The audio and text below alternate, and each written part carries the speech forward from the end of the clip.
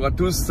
Et il y a André Rouget, vous connaissez André Rouget, lui il est député européen, il est à La Réunion aujourd'hui pour une journée seulement et il m'a donné rendez-vous à l'hôtel Créolia, je vais le rejoindre et puis on va parler un petit peu de ces élections entre Marine Le Pen et Emmanuel Macron, parce que vous le savez que André Rouget est le représentant officiel de Marine Le Pen pour tous les DOM et TOM aussi, toutes les outre-mer. Donc on va discuter un petit peu, on va pendant 15-20 minutes parler un petit peu de ce que propose Marine Le Pen et après on verra un petit peu ces élections là dimanche, comment ça va se passer. Allez, à tout de suite. Bonjour monsieur Rouget. Et bonjour monsieur Coindin, bonjour les Réunionnais, téléspectateurs de Canal Austral.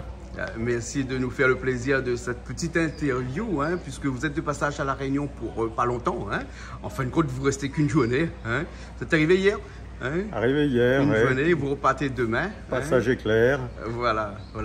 Un passage ici à La Réunion, parce qu'on va le rappeler, vous êtes député européen et vous êtes aussi délégué de Marine Le Pen officiel pour les DOM-TOM. Absolument. Pas seulement à La Réunion, les DOM et les TOM aussi. Voilà.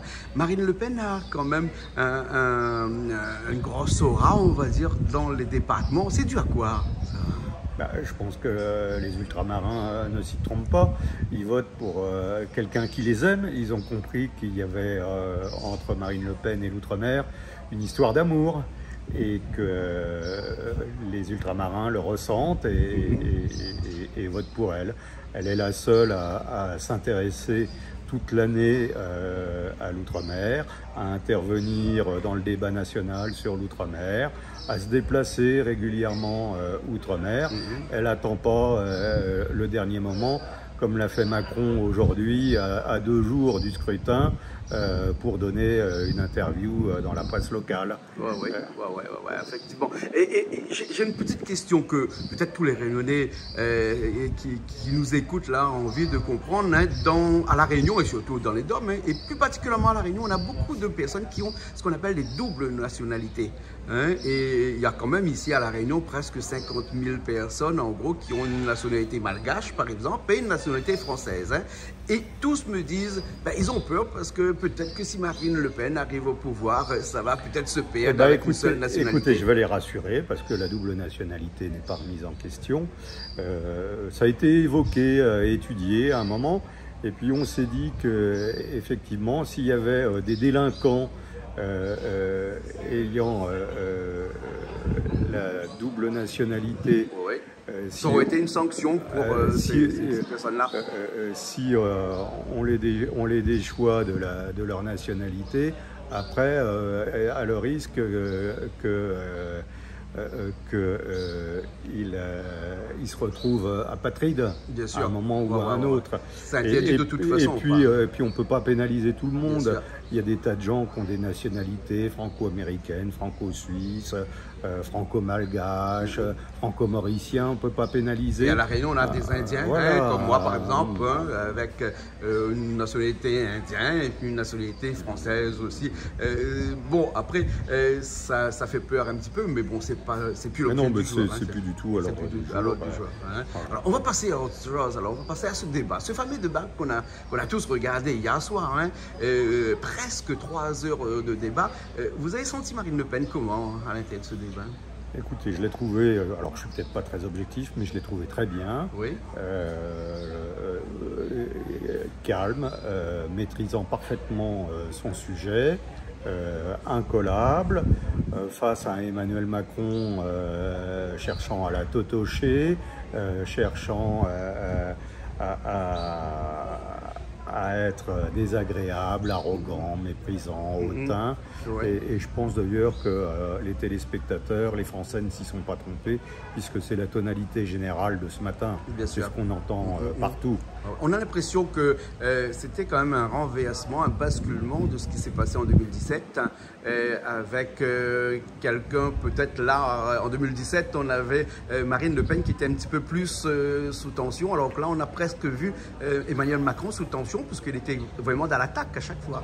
Il était dans l'attaque, il était fébrile et agacé lorsqu'elle le mettait en difficulté, en rappelant les 2600 milliards d'euros de déficit, dont les 600 milliards dont il est responsable.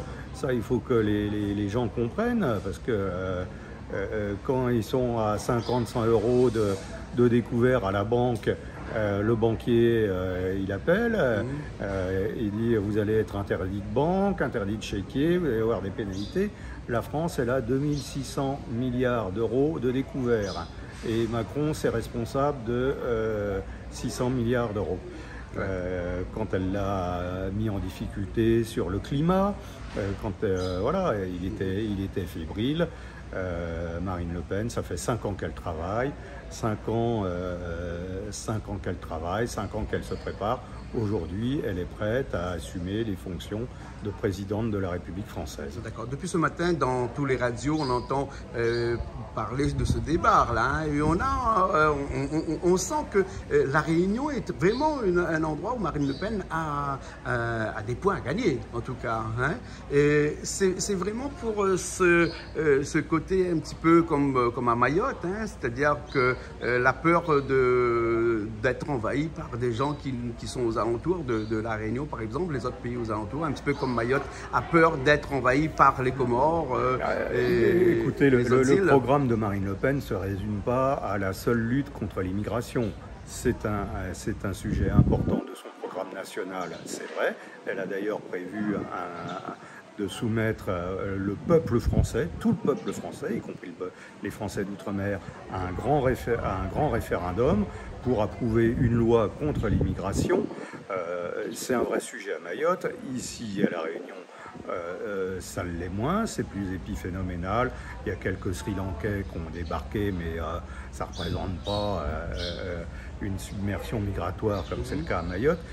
Ici, à La Réunion, le sujet, c'est beaucoup plus le pouvoir d'achat. Alors, dans son programme, elle a prévu quand même différentes choses, parce que ça fait 15 ans que l'outre-mer est abandonné.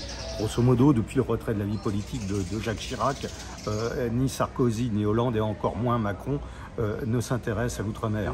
Quand on regarde le bilan de Macron, il n'a pas rien fait, ce Macron-là. Il n'a pas rien fait pour l'outre-mer. Oui. Et Marine Le Pen, elle a prévu, de rendre du poids politique à l'outre-mer. Elle va nommer un ministre d'État, ministre de l'outre-mer et de son domaine maritime, c'est-à-dire une espèce de super ministre de l'outre-mer qui aura autorité sur ses collègues du gouvernement, qui pourra taper sur la table le moment venu pour obtenir des résultats pour l'outre-mer. Et puis elle a prévu de faire voter une grande loi programme sur 15 ans, à visibilité court, moyen et long terme, dans laquelle elle va inscrire la réforme de l'octroi de mer, parce que c'est pas normal que les Réunionnais aient la double peine. Ils payent les impôts comme tout le monde, et en plus ils ont la double taxe de l'octroi de mer. Donc tous les produits en provenance de métropole et de l'Union européenne, sauf ceux qui entrent en concurrence avec les produits réunionnais, seront exonérés d'octroi de mer. Et pour financer les collectivités, d'outre-mer dotation de l'État obtiendront, comme dans toutes les collectivités de métropole, la dotation globale de fonctionnement. D'accord, exactement. Voilà. Et puis, deuxièmement, elle a prévu de revenir à des principes qui ont fait leur preuve dans le passé, le principe de la défiscalisation, le principe de l'exonération de charges pour les entreprises, c'est-à-dire ce qu'on appelait à l'époque de Jacques Chirac la loi Ponce et la loi Perben. Pourquoi? Parce que ici, il y a un tiers de la population réunionnaise qui est au chômage. Il faut créer de l'emploi. Et il n'y a pas d'emploi sans employeur. Donc il faut faut susciter la création d'entreprises, et puis il faut que les TPE, PME qui constituent le tissu économique de la Réunion puissent, grâce à l'exonération de charges, dégager de la trésorerie pour pouvoir se développer, pour pouvoir recruter, et parce que les entreprises n'ont pas tellement besoin qu'on leur donne des sous, elles ont surtout besoin qu'on ne leur en prenne pas. D'accord. Marine Le Pen est plus favorable à baisser les taux de TVA, par exemple, que de donner un chèque à tout le monde? Il y a un moment où il faut un électrochoc politique et économique pour faire redémarrer le pays, mais particulièrement l'outre-mer.